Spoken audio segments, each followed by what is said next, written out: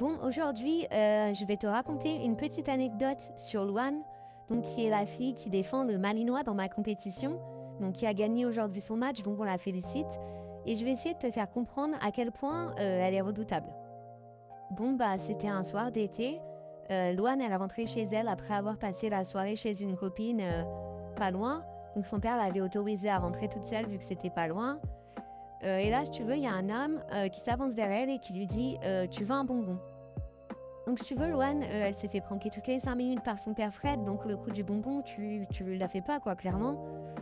Donc, Luan, si tu veux, elle se laisse pas démonter, elle s'avance vers l'homme, elle commence à disposer sa main de façon plate, et avec un peu d'élan et beaucoup de vélocité, elle l'envoie dans le visage de l'homme. En gros, si t'as pas compris, elle lui met une bonne grosse baffe. Là, clairement, il comprend qu'il n'a pas le niveau, ni la force mentale d'ailleurs.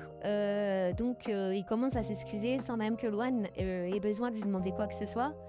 Bon, là où je trouve qu'elle va peut-être un petit peu loin, c'est que les excuses, ça lui suffit pas et elle commence à le racketter. Moi, personnellement, je cautionne pas, mais c'est vrai que Luan, elle s'attaque jamais aux autres si tu t'attaques pas à elle. C'est un peu comme ça qu'elle fonctionne. Là, clairement, elle lui vide les poches, elle lui prend tout. Une fois qu'elle a tout pris, elle se dit c'est bon, je pense qu'il a eu une leçon qu'il méritait.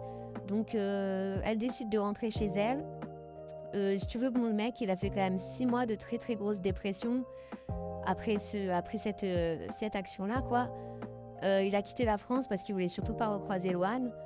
Donc, je crois que je t'ai bien prouvé que Luan était dangereuse et que c'est pas pour rien que je me méfie d'elle. Voilà, tout simplement.